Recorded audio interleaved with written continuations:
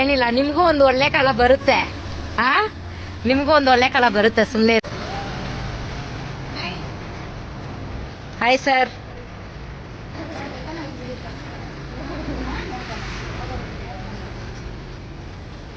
ಏನ್ ಸರ್ ಮಗುನ ಇಲ್ಲಿ ಮಳಸ್ಕೊಂಡಿದ್ದೀರಾ?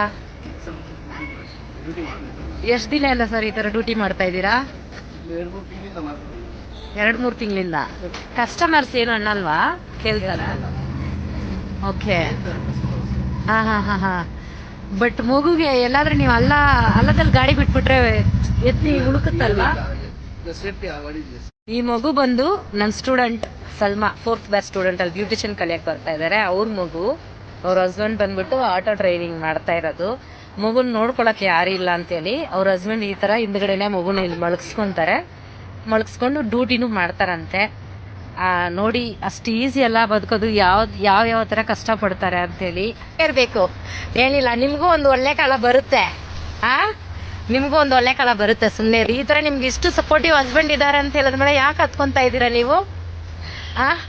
ಹೆಣ್ಮಕ್ಳು ಹೊರಗಡೆ ಬಂದ್ಬಿಟ್ಟು ಏನೋ ಒಂದು ಕೋರ್ಸ್ ಕಲಿಯೋದಾಗ್ಲಿ ಇಲ್ಲ ಕೆಲಸ ಮಾಡೋದಾಗ್ಲಿ ತುಂಬ ಸ್ಟ್ರಗಲ್ ಪಡ್ತಾ ಇದ್ದಾರೆ.